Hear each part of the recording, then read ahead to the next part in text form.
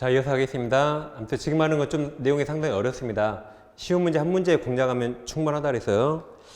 자, 442페이지 오세요. 예, 442페이지. 제3취득자 보셨죠? 그럼 중간에 이제 네모 2번에서 피해자본 채권 범위가 나오고 360조가 나옵니다. 그 내용을 보겠습니다. 자, 이제 저당권 효력 범위에서 먼저 360조가 나와요. 여러분 책임 밑줄 하세요. 자, 저당권은 원본이 원금이죠. 이자 위약금. 다음 가로쳐 보세요. 채무 불이행으로 인한 손해배상 가로. 그게 아까 지연이자 지연배상이란 말이죠. 지연이자 지연배상 및 저당권 실행비용을 담보한다.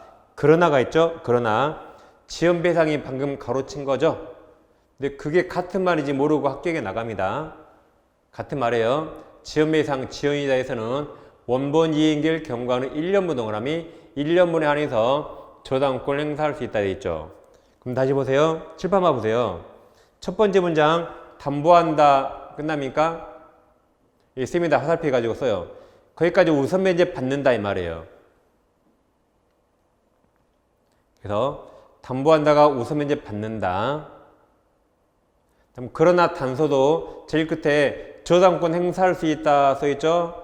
이것도 화살표 우선 면제 받는다. 경매에서 여기에 써있는 것까지 우선 면제 받는다는 우선 변제 한도액을 정한 겁니다. 이게 306조입니다. 책에 잘 체크했습니까? 그럼 자 비교합니다. 아까 이렇게 했어요. 자, 가백의 부동산이 있는데 저당권자 을이 나오고 보세요. 채권액이 5억이라고 가정해 보세요. 근데 이제 만약에 지연이자를 20% 약정했다 해보세요. 근데 채무자 갑이 채무자죠. 갑이 돈 안 갚네요. 갑이 돈 안 갚아요. 그 상태에서 이제 저당권자 병이 나왔어요. 이렇게. 그래서 을이 1순위 저당권, 병이 2순위 저당권인데 갑이 돈을 안 갚으면 여러분이 을이라면 지금 돈을 못 받고 있죠. 그럼 갑부동산 경매할까요? 안 할까요? 지금 갑이 돈 을에게 안 주고 있어요. 그럼 을은 갑부동산 경매할 수 있는데 경매할까요? 안 할까요? 저 같으면 안 합니다. 지연이자 몇 프로죠? 20%. 요즘 20% 수익률 나는 거 있나요? 우리나라에? 거의 없죠. 경매 안 합니다. 그럼 1년 지나면 이자 얼마죠? 이자 1억. 1년 지나면 1억이에요. 또 1년 지나면 또 1억. 원래 복리면 좀 늘어나겠지만 간단하게 그냥 어차피 우리가 산소 못하니까 1년 지나면 또 1억이에요. 그럼 지금 지연이자만 3억 벌었죠. 이제 이 상태에서 이제 우리 경매 보세요. 만약에 그래서 경락대가가 만약에 8억에 경매했다면 8억 보세요. 그럼 을이 5억 받아가죠. 그리고 이거 다 을이 받아가 보세요. 을이 다 받아가 버리면 병은 10원 못 받습니다. 그러죠? 그러지 않고 지연자는 몇 년만? 여기 1년만. 지연자 몇 년? 1년분에 한해서 우선 면제 받을 수 있어요. 그러니까 을은 원금 5억과 이 중에 몇 년만? 1년 것만 우선 면제 받고 얘들은 우선 면제 못 받고 그 다음에 이 후순위 얘가 받는 겁니다. 이렇게. 그럼 대강 이렇게 8억 되잖아요.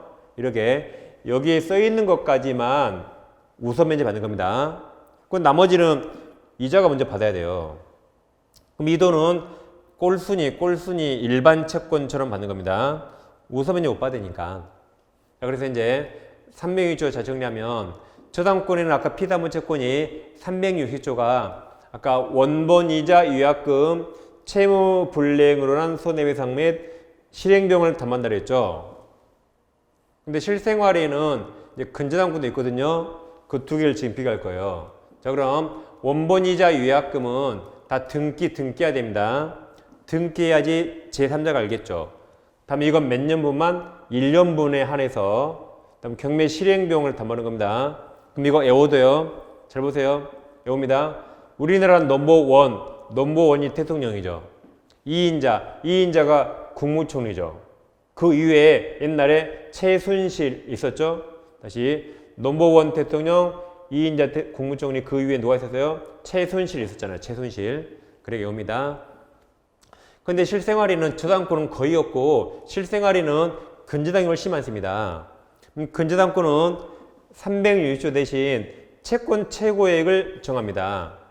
그래서 3억으로 정했다고 가정해 보세요. 그러니까 보통 은행에서 돈 빌리면 빌린 금액의 120%에서 130% 잡는다 그래요. 만약에 2억 5천을 빌려가지고 3억으로 잡았다고 가정해 보세요. 그럼 어떤 게 더 채권자에게 유리한가 보는 겁니다. 자, 저당권은 이거 다 일일이 등기하죠. 이자 연 몇 프로, 위약금 얼마 등기해야 되거든요. 근데 근저당권은 등기할 필요 없이 그냥 3억 최고액 속에 다 포함됩니다. 뭐가 더 유리해요? 이게 훨씬 유리하죠. 채권자에게 편하잖아요. 그 다음 이건 1년분에 하나지만 근저당권은 1년분을 초과하더라도 채권 최고액 3억 안에 다 포함시킵니다. 그럼 이게 돈을 더 많이 받죠? 보통 경매에서 끝날 때까지 1년 넘거든요. 여기 1년분까지만, 여긴 초과분도 받아서 이게 채권자액 훨씬 유리하고, 경매 실행 비용은 최고액 속에 포함시키지 않다가 판례입니다. 이게 만약에 1,000만 원이라면 1,000만 원을 여기 포함시키지 않아야만 채권자가 돈을 더 많이 받아요. 그래서 뭘 따져보더라도 채권자에게 근저당이 훨씬 유리하기 때문에 실생활은 저당권은 거의 없고 거의 다 근저당권입니다. 왜 그래요? 채권자 은행이 더 유리하니까. 그럼 자, 저당권은 360조, 제외이자 1년, 근저당권은 채권 최고액. 그럼 이게 누구에게 적용되는가? 인적 범위는 이건 채무자가 아닌 제3자에게만 적용되고 채무자에게 적용된 거 아닙니다. 채무자는 채무 전액을 다 갚아야 돼요. 그래서 아까 이렇게 잘 보세요. 이렇게 했습니다. 그래서 얘들은 경매에서 우선 면제 한도액을 나타내요. 채무자 책임도가 아니에요. 그래서 아까 이렇게 갑소유 부동산에 저당권자 을이 있고 채권액이 3억이 있어요. 근데 갑이 채무자죠. 채무자가 돈을 워낙 안 갚아서 지연이자 3년분 발생했다 해보세요. 그럼 채무자가 이거 360조 이거 주장하는 거 아니에요. 채무자 책임한도 없습니다. 또 채무자는 전액을 다 갚아야 돼요. 전액. 근데 여기서 병의 소유권 취득하면 얘가 채무자고 얘는 채무자 아니고 제3취득자죠. 그럼 채무자는 원금과 전액을 다 갚아야 돼요. 전액. 근데 채무자 아닌 자는 원금 3억과 이 중에 얼마만 1년분만 변제하면 말소 청구할 수 있다 그랬죠. 이처럼 이런 것들은 제3자에게만 적용되고 채무자 적용 안 됩니다. 채무자는 전액을 다 갚는다고 아까 했었잖아요. 근데 채무자인 자는 이 중에 1년만 갚으면 된다 그랬어요. 그 다음 만약에 근저당권이라면 근저당권 채권 최고액을 3억이라 해보세요. 그럼 근저당권에서 채무자가 갚아야 할 돈이 3억 5천이 확정됐다. 그럼 채무자가 이거 주장하는 거 아니죠? 채무자는 3억 5천 전액을 다 변제해야만 이걸 말소 청구할 수 있지만 얘는 채무자 아니죠. 그럼 만약에 물상부증도 있다면 둘 다 채무자 아니고 둘 다 제3자네요. 그럼 제3자에게 이게 적용되니까 제3자들은 이것만 3억만 변제하면 말소 청구할 수 있고 전액 변제할 필요 없습니다. 라고 아까 전에도 했습니다. 이렇게. 그러니까 이게 상당히 어려우니까 같이 연결해서 잘 이해하셔야 됩니다. 그럼 책으로 오세요. 자, 442페이지. 법조 밑에 파란색 1번 있고 제일 밑에 양가로 1, 2, 3 다 체크하세요. 다 등기해야 된다. 아까 다 등기하라 이 말이에요. 오른쪽 페이지. 상단에 양가로 4번 있습니까? 그럼 동그라미 2번 있죠? 자, 2번 두 번째 줄 제일 끝에 따라서가 있습니까? 그 다음부터 밑줄. 채무자는 1년이든 3년이든 지연이자 전부 동그라미 전부를 변제하지 않으면 저당권 말소 청구할 수 없다. 양가로 5번 실행비용 저당권 포함되죠? 밑에 두 줄 체크하세요. 그 다음 이제 넘깁니다. 이제 445페이지. 445페이지. 그 444는 볼 필요 없어요. 아까 우리 경비 최상 후 임금공채 뭐 그 말입니다. 볼 필요 없고. 445페이지. 제일 밑에 04번 저당권과 용익관계 있습니까? 넘기시면 446 이제 파란색 1번, 2번, 3번 나오는데 자, 이 말입니다. 지금부터 이거 이해 잘해야 됩니다. 아까 이건 다 했어요. 자, 이제 이 두 가지는 경매에서 우선면제 한도에 우선면제 한도에 그러니까 지금 경매를 보는 거예요. 그전엔 잠깐 이것부터 봅니다. 자, 아까처럼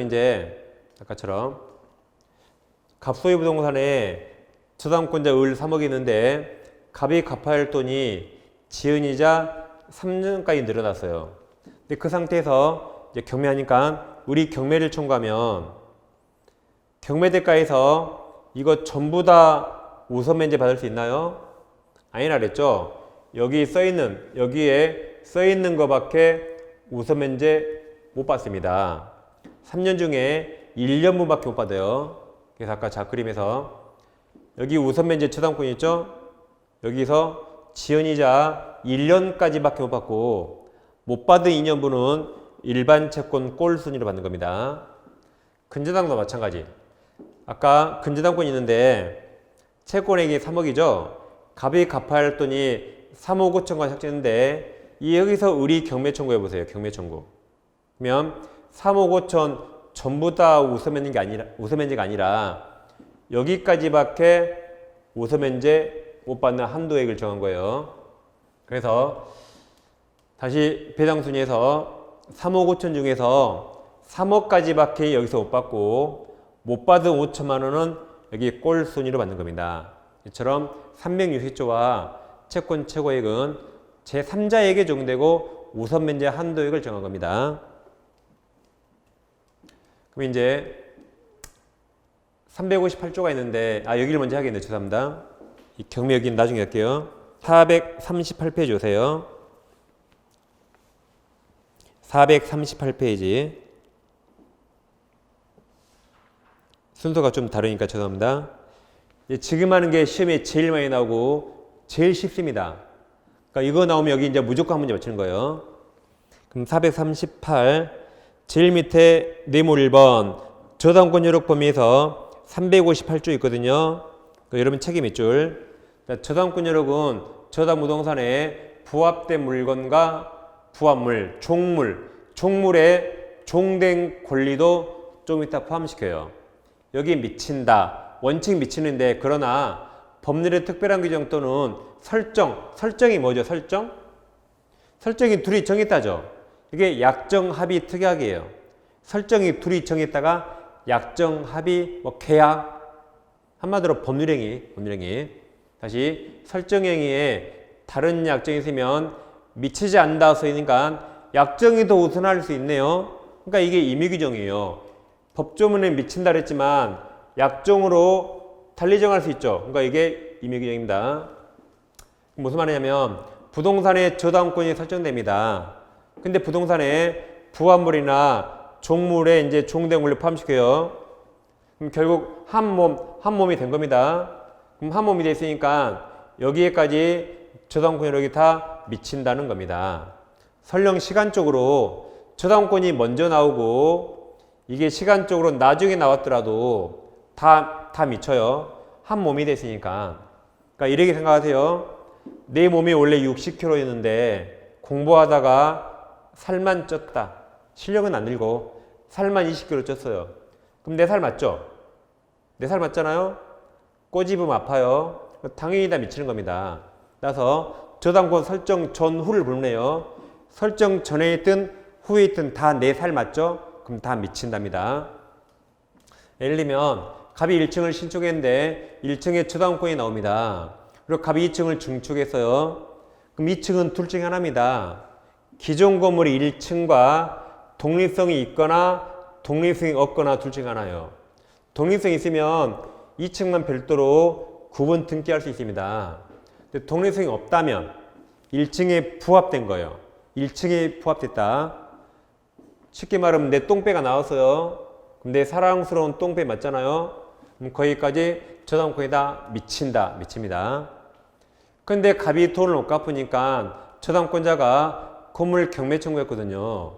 근데 2층 부분이 경매 목적물 평가가 안 돼 있습니다. 그러더라도 경락인은 2층까지 전부 다 취득합니다. 왜 그래요? 저당권이 미쳤으니까 2층까지 전부 다 취득합니다. 케이크처럼 2층만 잘라 벌릴 수 없잖아요. 다 취득한다. 저당권이 미쳤으니까. 그 다음 이번에는 시골에 농가가 있는데 농가의 저당권이 나오죠. 그럼 조그만 창고나 헛간이 종물이거든요. 거기도 미친다. 이번엔 토지 건물이 있는데 토지의 저당권이 있거든요. 그럼 토지 저당권은 건물의 효력이 미칠까요? 안 미칠까요? 다시 토지 저당권은 건물에까지 효력이 미칠까요? 안 미칠까요? 안 미칩니다. 건물인 토지의 부하물입니까? 별개 독립된 부동산이라 안 미친다. 토지만 미치는 거죠. 부하물 종물이 아니니까. 다음 이게 제일 중요한데 갑소유 토지를 우리 빌려서 지상권이나 토지 임차권을 취득합니다. 우리 지상이 건물 지으면 내 토지 아니니까 건물을 위한 종된 권리가 필요했죠. 근데 우리 건물에 저당을 설정하면 건물 저당권은 그 건물을 위한 종된 권리에 다 미칩니다.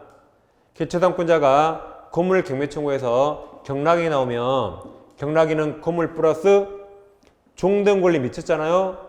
여기까지 당연히 다 취득한다. 건물과 종된 권리, 지상권, 임차권 당연히 취득합니다.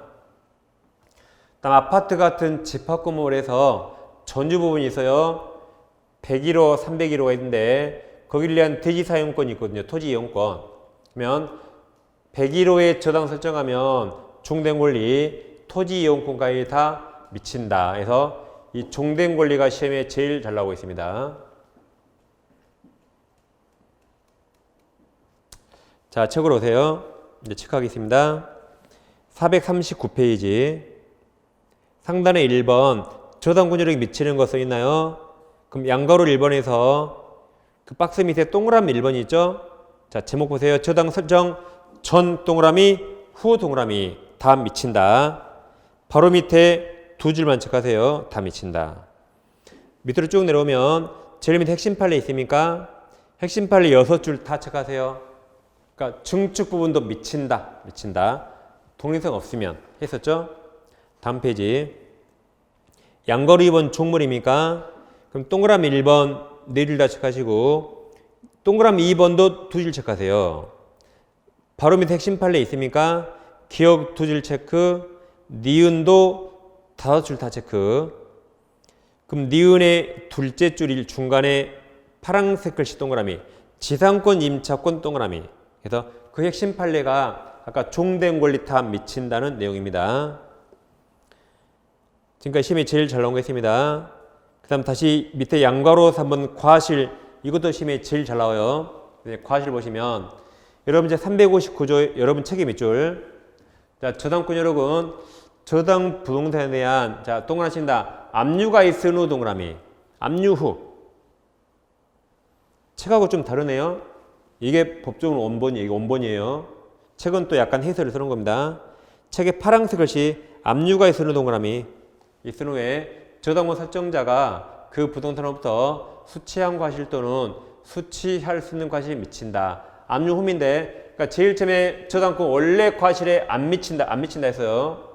점하지 않으니까. 근데 언제? 압류 후부터 예외적으로 효력이 미치는 겁니다. 자, 문제 한번 해볼게요. 저당권 설명 오는 겁니까? 1번. 저당권은 그 담보한 채권이 엄마랑 분리해서 타인에게 양도할 수 없다 그랬죠? 없다.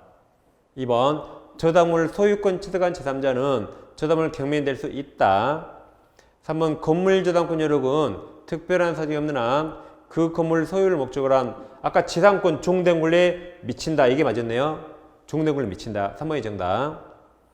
4번. 저당 부동산에 압류가 있으면 압류 이전이 아니라 아까 압류 후에 동그라미 쳤죠? 압류 후 저당 설정자의 저당 부동산에 대한 차임채권이 과실이죠. 과실에 미친다. 압류 후입니다. 후. 저희 틀렸어요. 5번 저당 부동산 제3취득자는 부동산 보전 계량을 위해서 지출한 비용을 그 부동산 경매가에서 우선 상환 받을 수 있다였죠? 367조. 그러니까 이렇게 제3취득자 지금 지분 두 개나 두 개? 여기 제3취득자 시험에 잘 나와요. 지금 보고 있는 358조와 아까 이자, 여기 지연이자, 여기 잘 나옵니다. 아니, 과실. 잘 나와, 이거. 그래서 이게 나오면 무조건 맞히는 겁니다. 다시 책으로 오시면, 이제 441페이지는 물상대기가 아까 했기 때문에 3월 달에 몇 개를 추가할 겁니다. 자, 이제, 아까 경매를 하겠습니다. 다시 이제 445페이지 오세요. 445페이지. 이제 제일 밑에 04번 저당권과 용익관계에서 다음 페이지 넘겨보세요. 우리 책은 경매가 설명되는데 지금부터 하는 건 아주 어렵고 아주 중요합니다. 실생활에 꼭 이건 아셔야 돼요. 시험에 안 나온다 하더라도 꼭 알아야 됩니다. 자, 대항력이 뭐였죠? 대항력? 계약 당사자가 아니라 계약 당사자가 아닌 제3자에게 주장하는 겁니다. 그래서 우선 변제랑 완전히 달라요. 아까 우선 변제권은 경매에서 돈 받는 순서죠. 그러니까 경비 최당 우. 그러니까 우선 변제는 경매에서만 나와요. 근데 대항력은 소유자만 바뀌면 나와요. 매매, 증여, 상속, 경매 다 나옵니다. 두 개는 완전히 달라요. 서로 따로따로 판단하세요. 그럼 일단 오늘은 대항력만 공부합니다. 그럼 대항력이란 신소유자 등, 즉 매수인, 경락인 등 당사자가 아닌 제3자에게 주장하는 권리고 우선 변제는 경매에서 돈 받는 순서입니다. 두 개 완전히 다릅니다. 그럼 먼저 대항력은 물권은 원래 대항력이 있다 그랬죠? 채권은 원래 없습니다. 그럼 대항력을 언제까지 갖춰야 되는가? 대항력 갖춰야 할 시기가 있어요. 그럼 대항력은 소유자만 바뀌어 나오니까 매매와 경매를 나눕니다. 그래서 매매 등 법률 행위는 이제 양수인이 매수인 등기보다 대항력이 더 빨라야 대항할 수 있어요. 근데 경매는 말소기준 원리 최선소인 저당권, 경매는 말소기준 원리가 최선소인 저당권 등보다 빨라야 됩니다. 그러니까 소유자가 바뀌었단 말이에요. 대항력은 소유자가 바뀌었는데 매매 등으로 바뀌잖아요. 저당권을 안 봐요. 저당권이 있든 없든 매수인 등기와 대항력의 시간적 뭐가 빨랐는가를 보는 것이고 이제 경매에서 이제 저당권을 보는 겁니다. 매매는 저당권 안 봐요. 두 개는 완전히 다릅니다. 그래서 예를 들면 매매는 매수인 등기와 시간을 보는 겁니다. 그래서 갑소유 부동산의 을과 전세권 설정 계약을 합니다. 계약기간 2년에 전세금 3억을 지급하고 전세권 등기하면 우리 전세권이라는 물권을 취득했죠. 근데 계약기간 2년인데 1년 만에 갑이 병에게 X를 팔아서 병이 등기하면 소유자가 병으로 바뀌었거든요. 병이 우리에게 내가 소유자니까 나가 그래요. 그럼 우리는 아직 1년 사용 덜 했죠. 그럼 우리는 나가야 됩니까? 안 나갈 수 있나요? 그러니까 전세권은 물권이죠. 그럼 대항력이 있거든요. 이 계약 누구랑 했죠? 갑과 했죠. 갑과 맺은 계약을 계약 당사자가 아닌 제3자에게 대항할 수 있어요. 근데 지금 소유권 변동 원인이 매매잖아요. 양수인 등기보다 이게 빨랐죠. 양수인 등기보다 전세권 대항력이 더 빨랐잖아요. 그럼 병은 이거 알고 사니까 이 갑과 맺은 계약을 병에게 대항할 수 있습니다. 그럼 잘 보세요. 그럼 우리는 안 쫓겨나죠? 2년을 다 조미합니다. 그럼 나갈 때 3억 누구한테 받아요?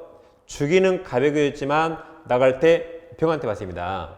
그게 대항력이 있다요. 그럼 잘 봅니다.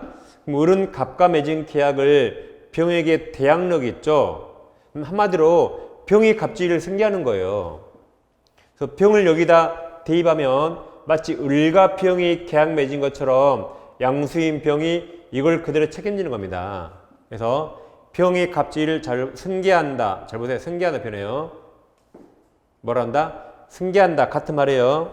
그래서 을이 대항력 있다. 같은 말이 양수인평이 양도인 갑주의를 승계한다 같은 말입니다. 그래서 여기다 병을 대입해서 을과 병이 계약 맺은 것처럼 병이 똑같이 책임진 거죠. 그것을 을은 대항할 수 있다. 양수인은 승계한다고 표현합니다. 시간이 더 빨랐으니까. 그래서 만약 X가 5억이라면 병이 내가 3억을 내줘야 되죠. 그럼 얼마에 사요? 2억에 사야겠죠. 이게 대항력 있답니다. 자, 이제 그 다음 파트 볼게요. 아까 우리가 이렇게 등기부 그려봤죠? 갑부동산에 아까 이렇게 전세권 했습니다. 이렇게 있잖아요. 이것을 병이 바뀌면 대항할 수 있다 그랬죠? 그래서 이 그림하고 지금 이 그림 똑같아요. 아까 전세권에 했었던 그림. 이게 이겁니다. 이게 이거예요. 같은 그림이다. 자, 이제 지문 하나 확인할게요. 전세기간 중 건물 소유권이 병에게 이전된 경우 신규 소유자가 연대하여 틀렸죠. 신소유자, 병이 전세금 채무를 부담한 데서 틀렸습니다. 신구 연대가 아니라 신소유자 병. 그게 대항력 있다. 다시 매매입니다. 자, 똑같이 갑소유 부동산이에요. 제가 주택이라 한 적 없어요. 부동산을 을과 임대차 계약 체결해서 계약경 2년에 보증금 3억을 지급하면 우리 임차권을 체결한데 이건 채권이죠. 근데 또 1년 만에 갑이 X를 병에게 팔아서 병이 등기하면 소유자가 병으로 바뀌었죠. 병이 을에게 나가 그래요. 그럼 을은 아직 1년 사용 덜 했지만 나가야 됩니다. 채권은 원칙 대항은 없어요. 갑과 맺은 계약을 갑에게만 주장할 수 있고 병과 한 적 없죠. 병에게 대항할 수 없습니다. 채권은. 그럼 우리는 쫓겨납니다. 쫓겨나면서 인용 사용 못한 것은 갑에게 손해배상 청구받고 3억도 갑에게 받아요. 병에게는 어떠한 것도 주장할 수 없습니다. 따라서 이게 시가 5억짜리라면 얘는 5억에 사는 거예요. 5억에. 왜냐하면 얘가 5억을 주잖아요. 그럼 갑이 병에게 받은 5억에서 을 3억 내줘서 을 쫓아내는 거죠. 이처럼 채권은 원칙 대항력 없답니다. 그럼 대항력 없다 같은 말이 이때 병은 양수인 병은 양도인 갑지를 승계하지 않는다고 표현해요. 같은 말이다. 이렇게 임차권은 대항력 없는데 이게 예외적으로 대항력 취득할 수 있습니다. 만약에 임차권 등기할 수 있거든요. 그래서 민법 621조에서 임차권을 등기하면 예외적으로 예외예요. 대항력 생깁니다.